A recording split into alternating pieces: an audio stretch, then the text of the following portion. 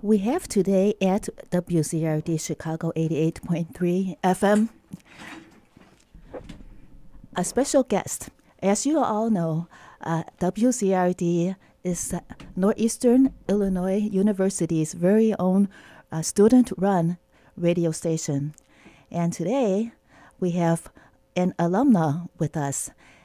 She's a successful singer, a jazz singer, and her name is Blanche Blacke. Hello, Blanche. Hello, good morning. Welcome to WZRD. Oh, it's such an honor to be here and be behind the microphone interviewed at the radio station that I listened to quite often back in the day when I was a student here and after that as well. Blanche, what was your major when you were at Northeastern? Well, when I came in, I'd already had 2 years of college, many years before. And at that time, Northeastern had created a program called the governor's degree. And so it was quite extraordinary for me as a multifaceted person who always had a difficulty in focusing on a significant major, as I have many areas that I focus on and like to create in. So at that time, I don't know if I was the first one, but I created what's now called the Interdisciplinary Artist Program. So the governor's degree allowed me to essentially choose the focus for all of my classes, and I created an interdisciplinary artist degree for myself, essentially, focusing on music, dance, art, video, and all those elements that now you see many visual and musical artists presenting interdisciplinary art around the world. Yes, I think what the governor's degree is presently called is University Without Walls. And that is for non-traditional students. So it is very appropriate for a person, especially a returning student, a non-traditional student, to apply work experience and interest to develop a degree. So, Blanche, could you tell us a little bit about how you got interested in music and singing? Well, it's a gift I've always had since a child. Songs, ideas, creating has always been part of my experience.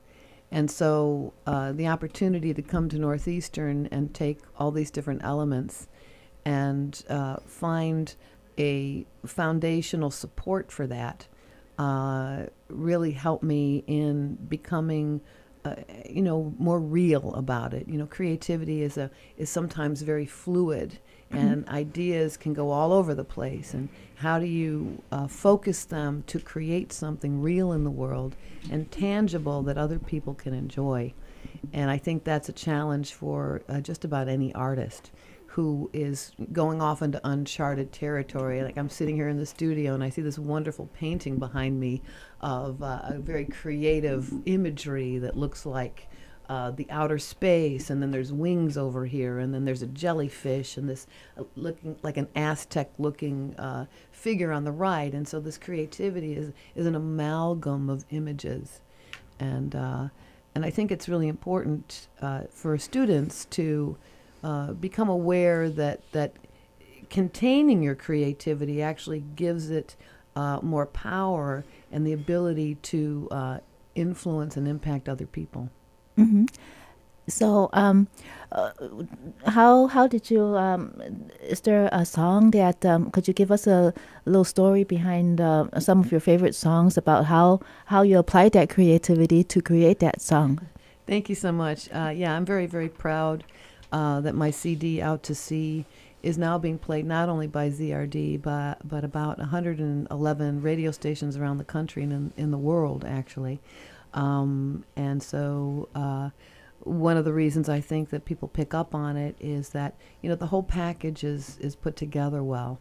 One of the things that artists, I believe, need to understand is that while they're the artists and they create, having a really good presentation is important. So finding the right help, the right photographer to do the CD cover and the engineering and the studio to record it in. But I wanted to also talk about the songwriting itself. I believe there are many, many more students out there who have a desire and a dream to do music or art that aren't actively involved in it. Actually, I was given a direction on how to get to the station today by a wonderful student, Mildred, who assisted me, and we had a great conversation on the way here. And I told her I was being interviewed, and she said, "Oh, well, I'm a songwriter," and she essentially writes songs the same way I do. They come as inspirations almost out of the ethers, and the words and the melody and style is I hear them in my mind's ear.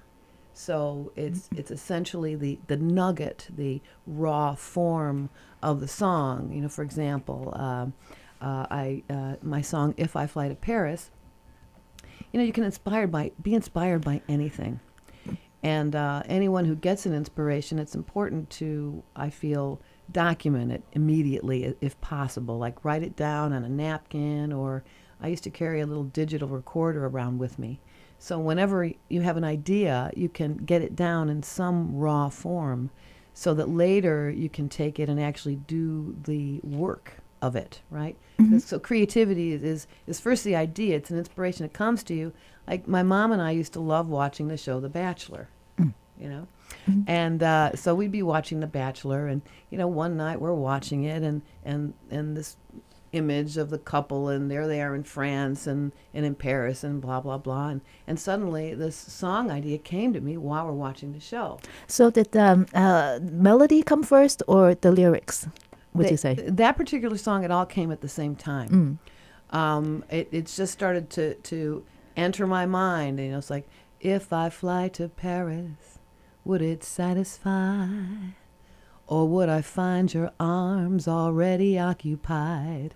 Like in the show The Bachelor, it's like, he's out there and he's with this woman and that woman and this woman and that woman. It's like, and it just came to me that wow, if I flew to Paris to be with someone, and you arrive there, and there they are with somebody else. So the song essentially started to come all that way in the kitchen. I'm standing there in the kitchen by the sink, and I go, if I fly to Paris, would it satisfy?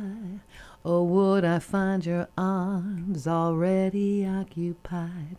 There is no telling with you, your words are sly. International vagary should be a crime. So when I was in the kitchen, essentially the first two lines came to me, and then I took out my phone, actually, which has a recorder in it. So most everybody has a recorder now on their phone.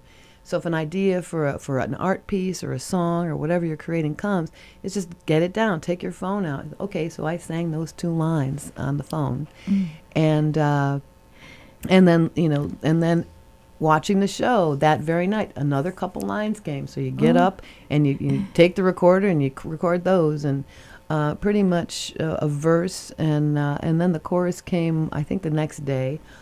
If I fly to Paris, would you care, or would you leave me standing there? So that came. Oh, that's lovely. Thank you. That came, and so I just let it percolate. Sometimes it's better as an artist to let the nuggets of an idea percolate, and you don't push it. You just let it work in your unconscious. And then out of the blue, one day, all of a sudden, the final end of the chorus came. Careless love, careless love. And so, thank you. And so the melody and the words are essentially, when you copyright a song, that's the copyright, the words and the melody. What's the background of that is called the harmonization, the chord structure that musicians will play. So that's the part you need education for. Yes. So when I was talking to Mildred, essentially she writes songs the same way I do. She gets the melody and words, and I don't know if she records them or not, but what's important and necessary is to have an understanding of the music theory, the basics of, okay, well, now you have the words and melody. Well, how do you translate that so a musician can play it. Right? You need support. Right. Right? So a lot of the work, and that's where the work comes in as an artist. And then you got to get to the work if it is okay. You sit down at the piano or the guitar or, some instrument that you have some facility on. I don't consider myself a real player, but I have taken piano lessons here at Northeastern and privately. And music theory I took, and electronic music I took back then. So understanding the MIDI system on how to use the computer. So there are MIDI keyboards now that are very easy to use. In fact, ones you can get on your phone even, that you can play a chord and it'll actually notate it for you. So you don't even have to know how to take a pen and paper and make the note. You can play it on the keyboard and there it is. Middle C, there it is, and it notates it for you right on sheet music. So it's the tools available now to musicians are extraordinary. Anybody can do it, and of course it's great if you have great talent and inspiration. But anyone who has the desire to create music or art, art is very important to our society, and I think everybody knows that. But it's not as appreciated in lots of schools, and it's wonderful that there's a great program here. Yes, there is. It's a very extensive program. Any advice about how to learn music theory? I know that I took the course, and it was kind of hard for me to actually learn like a second language. Music is like another foreign language. It is, and actually, truth be told, I'm not so good at it either. But just to get a basic understanding, and it is like anything, like you say, it's a language. It's practicing. They say practice makes perfect, and it's like, okay, so you learn on a keyboard or on a guitar where certain chords are, and the basics are relatively simple, do, re, mi, fa, sol, la, ti, do. Okay, that's the scale of our Western music, and pretty much every piece of music in America is written, around that scale. And so, if you can't understand the whole thing, well, what do you need to understand in order to create what you want to create? Right? It's like you don't have to learn the whole language. If you want to put a bed of chords behind your melody and words, well, then you can focus on what you need to know. I think that's the trouble I had in college, and I don't know if this will relate to other students, but the difficulty I had was that I was there trying to please other people. I was there trying to do it right.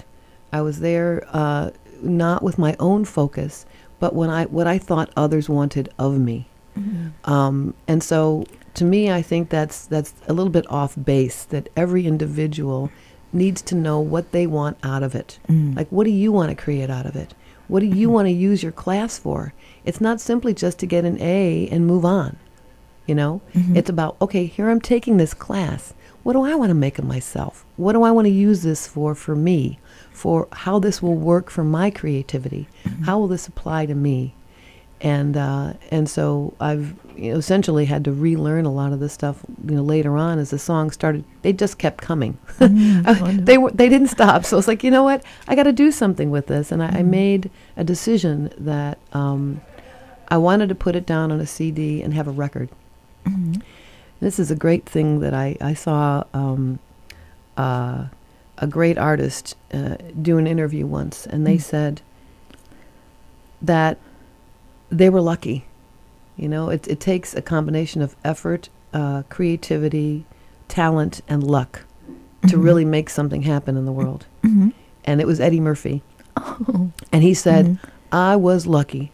I was that black dude that the white corporate people wanted at the time. They chose me. He said, it's important for every artist, no matter what comes out of you, to document your work. That's the most important thing, is to get it out of you and into some form that other people can be inspired by. Whether you make money or not, whether you're famous or not, to get it out there. And now the internet is such, anybody can put anything out there. So you never know what could happen. Mhm. If the creativity just bubbles inside you and you never get it out, it's not going to go anywhere. So it takes effort and time and focus to believe enough in yourself to create something and get it out there.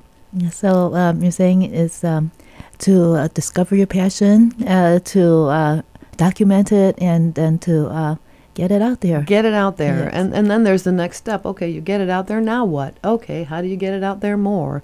And, how do you have, pride enough in your own creation to talk about it and to show it and to feel good about it for its own sake, rather than needing to get the approval of somebody else before you can feel good about what you do. Mm-hmm. Yes. Again, this is we are speaking with Blanche Blacke, jazz singer. She has been her CDs have been accessed throughout the world, right, Blanche? Yeah, that's right. It's being Yes. played as we speak in Yes. 111 or so radio stations Wonderful. around the world, and it's available on iTunes, FYI, and it's called Out to Sea. Do we have time to talk about Skin? My song Skin Isn't Thick Enough? Yes. Again, this is WZRD Chicago 88.3 FM. Yes, Blanche Blacke. Yes, please talk about Skin. Great. So another song that came to me, I was actually at another jazz show at the Green Mill here in Chicago, and the band was playing, and I was sitting there watching, and then suddenly, all of a sudden, a song came to me. So I frantically waved my hand. I didn't have my recorder. It was too loud anyways in there. And I waved my hands frantically, and the bartender came over, and I said, "You got a pen?" He said, "Yeah." "Okay, and do you have napkins?" "Okay." So I started writing down the lyrics as the melody came in at the same time to this song, and it goes something like this.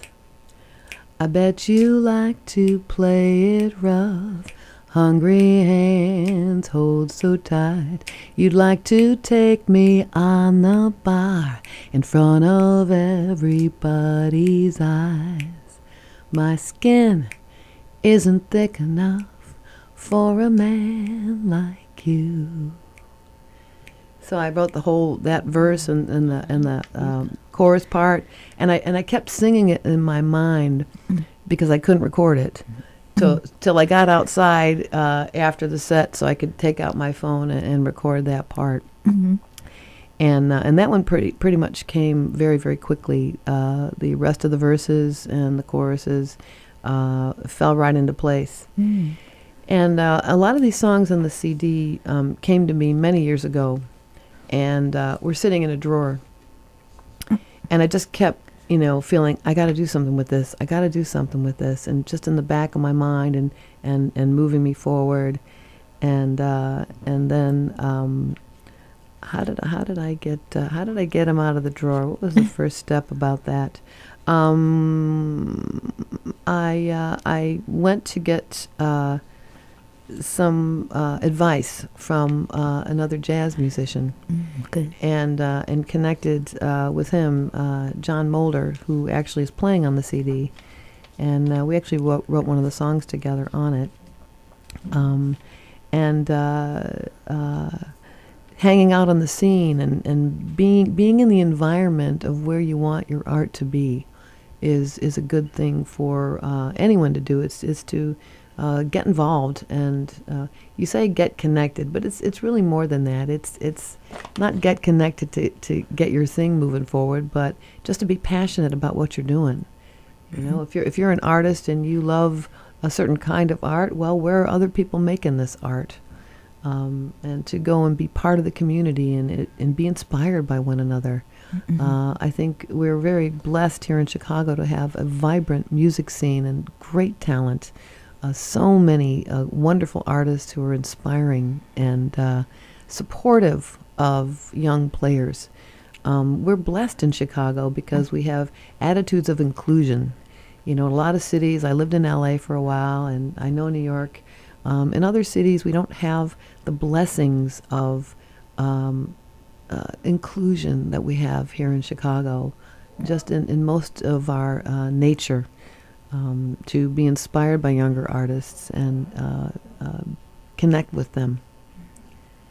So, yeah. Yeah, so that's wonderful because artists and as well as people, we need to support each other, and then so much more could come out of that, right? Because we, every one of us have our unique talents, and then imagine how better it would be when we combine those talents, and it's like creating a canvas. Yeah, yeah. But it's also important to focus on your own thing and Absolutely. and hone it, good enough so that you're out there and can flower well in front of others. Yes. And that's tough when you're going to college and you're hanging out and you're being with your friends. And one of the great players on my CD, Rob Kassinger, is one of the principal bass players for the Chicago Symphony Orchestra. And he is a wonderful musician and a great guy, great spirit. But one of the things we talked about one night when we were recording the record was that when he was in school, a lot of his friends thought he was a jerk. Oh. Because he wasn't hanging out and he wasn't partying and he wasn't, doing all those things like they were. Mm-hmm. He was focusing on making himself a great player. Mm-hmm. So when you're in school, there needs to be a balance. I liked to party when I was in school, so I was on the opposite side of that. But I also, there's got to be a balance of fun and focus. Mm-hmm. Yeah, right. Yeah. So how did you come in contact with Robert? Just for students' sake, to how networking tips. Well, that leads into a great story about how the CD came to be. So I was working on these songs, and they were percolating, and I was deciding which ones I wanted to record and wasn't clear where. Didn't know who was going to be playing on the record. It was sort of forming inside my mind. Mm-hmm. And then one night, John, who I'd been working with to develop the technical aspects of the songs, was doing a gig. He was playing and invited me. And talked about a wonderful trumpet player, Bobby Lewis, who's a jazz player who's been on the scene since the 50s. He's a fabulous musician and great guy. And so, that night I'm like, oh, I don't know if I want to go. It was in December. It was cold, blah, blah, blah. You know how we get, oh, I don't know if I want to go. So then suddenly I'm like, you know what? I should just go. Mm-hmm. And there at the show, I heard the sound of the record that I wanted to make. How all the describe players. Describe it a little bit more. All the well, hopefully we'll play a song soon so everybody will hear it. Yes, but we will. At this gig, pretty much everybody that's on the record was playing. Jim Ryan on piano, Rob Kassinger on bass, John Mulder on guitar, were playing, and I heard the sound that I wanted behind me. And so there it was all formed, and I said a little prayer. And after the gig, I asked John, I said, John, I really want to make this record now. I think I'm ready. Do you think your colleagues would be, would want to come and record with me? And he said, well, okay, I'll ask them. And then they said they would do that. And I felt very honored to have them. The sound that it was already inside me that I was hearing, I heard outside of me, and I thought, wow, wouldn't that be great to have them to support this record? And it was an extraordinary experience. So how long had that is so wonderful to hear your prayer being answered. So how long had you been singing till that moment of truth? Wow. Well, I've been singing since I was 6. Oh. But the songs started coming in about 15 years ago, so a long haul. Long haul. And so the jazz is relatively new. My prior group, Fill in the Blanks, was played on ZRD back in 1981, so a long time ago. I've been in music for a long time. We were one of the first groups on MTV in the 80s, and so those I don't know if those records are still here. We had actual records back then, and so I've been in music for a long time.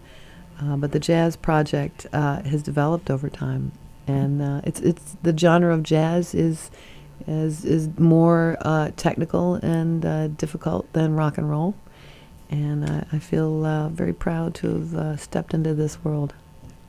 We're very proud of you too. Thank you. So, audience, let's listen, shall we, to Skin. Skin isn't thick enough for a man like you.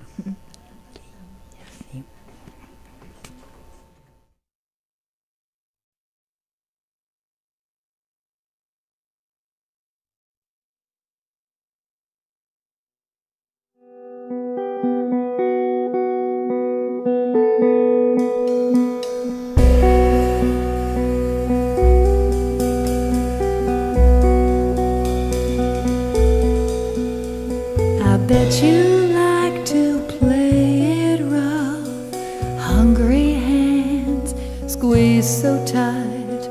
You like to take me on the bar in front of everybody's eyes, but my skin isn't thick enough for a man like you. No, my skin isn't thick enough for a man like you.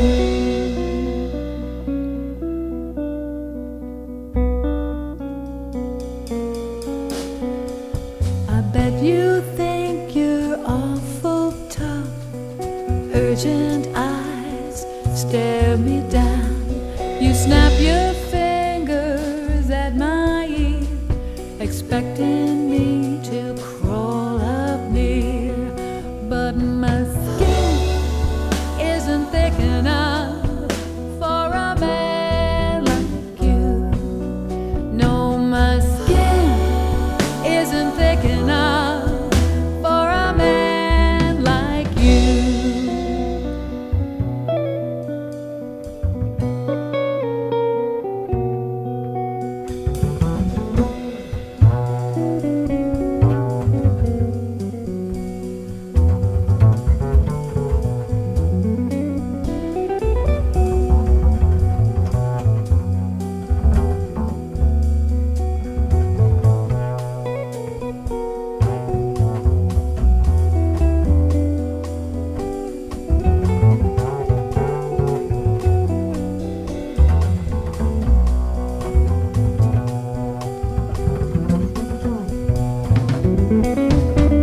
I bet you think you're mighty smart, fooling everybody's heart. Got news for you that I see through, and I'm no fool for you. No, my skin isn't thick enough for a man like you. No, my skin isn't thick enough for a man like you. No, my skin isn't thick enough for a man like you.